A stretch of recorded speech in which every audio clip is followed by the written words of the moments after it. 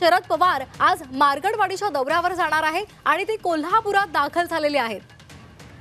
ही दृश्य आपण पाहतोय, कोल्हापुरातली ही दृश्य आहेत।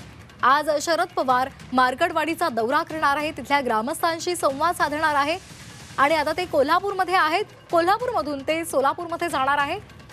माळशिरस विधानसभा मतदारसंघामधल्या मार्गडवाडीचा ते दौरा करणार आहे। उत्तम जानकर हे राष्ट्रवादी शरदचंद्र पवार पक्षाचे आमदार आहेत आणि त्यांनी ईव्हीएम विरोधात आक्रमक भूमिका घेतलेली आहे। काही दिवसांपूर्वीच मार्गडवाडी ग्रामस्थांनी मतदानाचा निर्णय घेतलेला होता, मात्र पोलिसांनी आणि प्रशासनानं गुन्हे दाखल करू असा इशारा दिल्यानंतर त्या सर्व ग्रामस्थांनी ही मतदान प्रक्रिया थांबवलेली होती।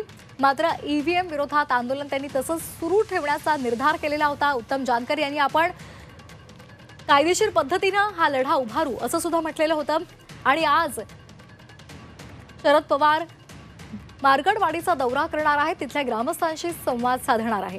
कोल्हापुरातली आपण ही दृश्य पाहतोय, कोल्हापूरमध्ये कार्यकर्त्यांशी ते गाठीभेटी घेत आहेत आणि इथूनच सोलापूरसाठी ते रवाना होतील। तर एकूणच महाविकास आघाडीचे नेते ईव्हीएम विरोधात आक्रमक झालेली आहेत। काल विधान भवनाच्या पायऱ्यांवर त्यांनी आपला निषेध सुद्धा व्यक्त केलेला होता, त्या संदर्भातले त्यांनी प्रतिक्रिया सुद्धा व्यक्त केलेल्या होत्या।